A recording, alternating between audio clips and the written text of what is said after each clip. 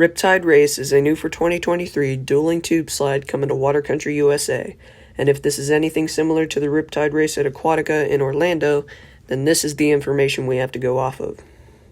The slide will be built by ProSlide Technologies, a manufacturer that has a strong relationship with SeaWorld. They have built slides like Colossal Curl and Vantage Point, so this should be a very good ride. Riptide Race consists of two 54-foot tall, 520-foot long, two-person slides that have lowered walls to keep the competition high.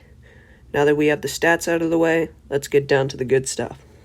The end of the trailer from Water Country's official channel has Colossal Curl in the background. This could be a big key as to where this slide will go because the fine folks at BGW Fans have been working on this case for over a year. For those who don't know, there was a water slide next to the existing Wild Thing called Rampage, an aquascoot model made by Toboggan Slides. The ride began standing but not operating in 2019 and has not returned even with Wild Thing getting some action over the 2022 season. Rampage was located next to Colossal Curl, so this is why the slide will very likely be erected in that spot. So now let's take a look at the slide itself.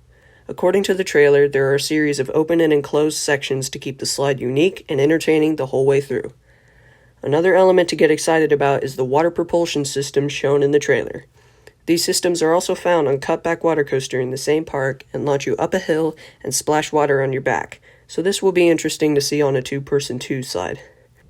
Finally, this ride is marketed in classic SeaWorld fashion as Virginia's first dueling pipeline. I wonder if we've seen that business strategy before.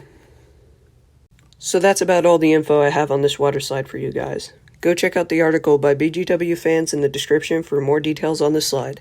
Anyways, I hope you guys enjoyed this analysis. Feel free to leave a like if you found this video interesting. Signing off for now, this is Heatwave Productions, and I'll see you water park enthusiasts next time.